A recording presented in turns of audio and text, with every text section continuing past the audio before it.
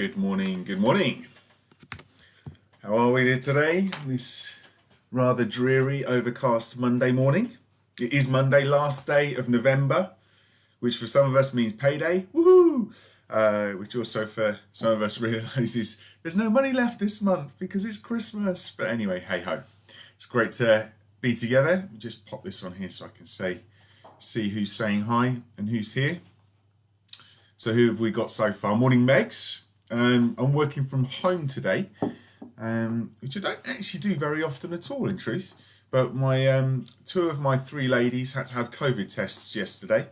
So Fiona and Katie lost their sense of taste and smell and were generally feeling a bit under the weather yesterday, kind of mid-morning. And then we give a phone call, or they do it through the app. And by 3 o'clock, we're in Croydon having a test, and they've already had their results back this morning to say that it's negative. But they still feel really rubbish. So I'm here kind of with them. We're all working from home, so I've just bagged at the table for a little while we do this. Anyway, so good morning, Meg. I've not seen Meg. That's what triggered that. Anyway, morning, Dave. Hi, Julie. Morning, Marion. Morning, Pauline. It feels strange calling you Pauline Tup, but it's your name, but it's welcome Tup. Morning, Barbara from a foggy Tatsfield. It's really foggy, isn't it? The last couple of days have been a bit like this. Morning, Lynette. Hello, Leslie and Gareth. Good to see you guys. Morning, Sue. Morning, Chaz. Morning, Nick. Morning, Clive. Great. What a wonderful turnout. Let me just tip that back a little bit more like that. I normally have my laptop raised up a little bit so that you can, so that I don't feel like I'm looking down at you or you're not looking up and seeing my multiple chins. But anyway, needs must this morning. Great. Well, look, before we get into the 10 at 10, just to say, I realise that some of you aren't watching this live and hopefully you've started at the beginning and you're catching up on it. I'm going to share a little bit more tomorrow about various few bits and pieces. But just to say, this week we've got Gather to Pray on Wednesday evening, and the Gather to Pray we're going to keep it on Zoom this week. So Zooming Wednesday evening, we'll stream it to our Facebook Live as well on this place on NLC members only. But that's Gather to Prayer this Wednesday evening. Sunday morning, we are meeting again back up at the building for an in-person service at 10:30. You need to book in for that, all right? Last time we almost overbooked, and so please do book in nice and early because we've got to set up the room. Each week it's going to require setting up differently based on the households and the bubbles and the numbers. So we want to be able to do that on Friday. So we're going to basically say, look, bookings close 9 o'clock on Friday morning so that we can get the room set up. So please do book. A link will be on this page. Use that page. I'll talk a little bit more about what that'll look like tomorrow. But please do book in. And then we're going to have our online service at 4 o'clock, which will... The preaching and teaching will be the same, but there'll be a slight difference to the actual service itself, potentially different worship and different contributions and that kind of thing. And we will also keep our Zoom room open, but we'll have that on after the afternoon service. So after the 4 o'clock service, we'll have a social Zoom room. We're constantly wanting to tweak and adapt that. Had some great dialogue today, just helping shape what that looks like. Realise that sometimes it can feel a bit too busy, a bit too clunky. So we will continue to adapt. So any of you that join the Zoom room on after church on Sunday, if you could just give us some feedback, that'd be really helpful. But yeah, so they're the main things. Gather to Pray this Wednesday evening on Zoom. Sunday morning live, 10:30. Please book in advance. We'll stream it to this page as well. And then we'll also have our Sunday afternoon service at 4 o'clock with the social Zoom room afterwards. Those are the main three things. So this morning, we are going to go over to, if I can, my mouse broke yesterday, so I'm having to use my pad on my laptop. So give me a second. We are going to go over to Mr. Smith, who is currently in a service station in Birmingham. He's just texted me, but through the powers of pre-recording technology, he's going to share the 10 at 10 with us this morning. So here we go, Mr. Smith. Good morning. Good morning.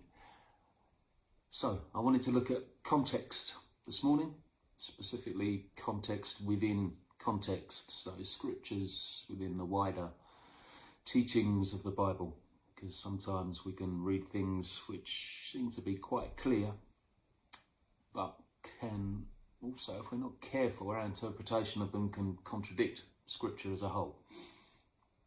I was reminded of that this week while reading something that actually took me back quite a few years as I read it, and again made me think, oh gosh, have I done that? I have done that. You've probably experienced similar thoughts and feelings about scriptures, but it's from Mark chapter 8, verse 38. And it says, "For whoever is ashamed of me and of my words in this adulterous and sinful generation, of him will the Son of Man also be ashamed when he comes in the glory of his Father with the holy angels." Now, I'm sure none of us want Jesus to be ashamed of us, but probably we can all think about times when we should have said something or stood up for our beliefs and for Jesus' reputation and didn't. We chickened out for whatever reason. It was difficult, it was embarrassing. That's being ashamed. And so out of context you can read this verse and think, oh dear, Jesus is going to be ashamed of me before his Father, which is a terrible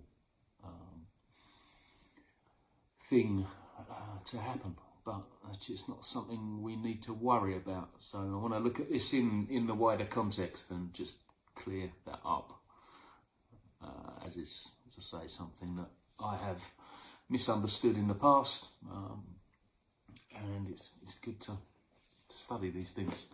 So in this wider context, if we go back to verse 31, Mark is writing his gospel to a church that is experiencing persecution in 50 or 60 AD. So that's a very important point for us to note.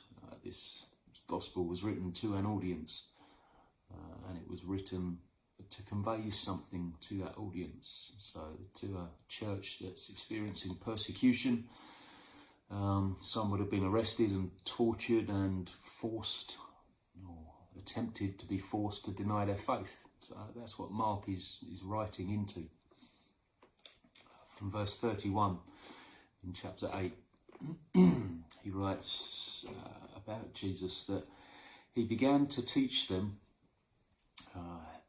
that the Son of Man must suffer many things and be rejected by the elders and the chief priests and the scribes, and be killed, and after 3 days rise again. And he said this plainly. And Peter took him aside and began to rebuke him.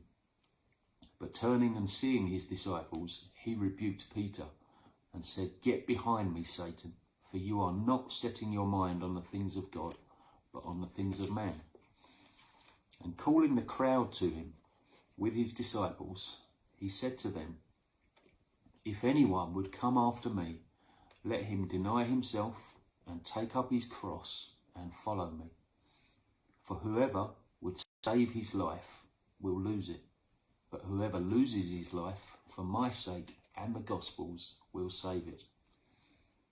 For what does it profit a man to gain the whole world and forfeit his soul? For what can a man give in return for his soul?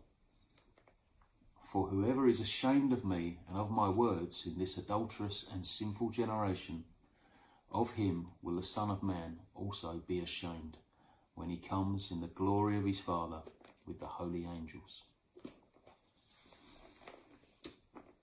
So within the wider context of that passage, it's possible to see this narrative actually opening up a bit. And we can see that Jesus is talking about the fact that his followers are going to suffer hardship, and they're going to have to endure to the end. And so from that we can see that what he might be talking about in that last verse, in verse 38, is those who are ashamed of him, who deny him and who turn from him. We have our life on this earth to live for him. And if we do deny him and we're ashamed of him and we don't follow him, then we're not saved, basically. But Peter, who Jesus singles out in that passage, famously denied Christ 3 times at his crucifixion, before his crucifixion. And Jesus foretold that this would happen. But Jesus also promised Peter that he would build his church through him. That on this rock, on Peter, a plough on his name, that he would build his church. Now, if he's made a promise like that in full knowledge that Peter is going to deny him, to be embarrassed or ashamed of him, then those 2 statements might appear to contradict each other. Apart from the fact that we can see from those 2 statements that there is something more here that Jesus is talking about. He's talking about an acceptance or a rejection of him while we're alive. So if you have ever been ashamed of Jesus, you read that verse and you think, oh dear, I'm in trouble. Actually, we should take it as a warning. It's there to encourage us to be strong and courageous and faithful. But it's not all over for us. Jesus famously restored Peter. You can read about at the end of John's Gospel. 3 times Peter denied Jesus. 3 times Jesus asked Peter, do you love me? Do you love me? Do you love me? Peter answered affirmatively all 3 times, and Jesus instructed him to teach and to train and to do what he'd promised that he would, which was build his church. What we should see in these passages when we put them together is actually that the God we serve is a God of grace and mercy. And they're things that we really need, because we get things wrong, we mess things up, and God knows that, and God knew that before he chose us, before time, before the earth was made. He knew who we were, what we would become, what we would do, what we wouldn't do, how we would fail him and where we would serve him. He knew all this before he chose us, before Jesus even died for us. And Jesus did still die for us. These verses should actually be, as I say, a real encouragement to us that we are under this covenant of grace and love and mercy. We're not earning our salvation. It's been won for us, freely given to us. And it should elicit from us nothing for God but praise and worship. So I hope that is an encouragement to you all this morning. Thanks for listening.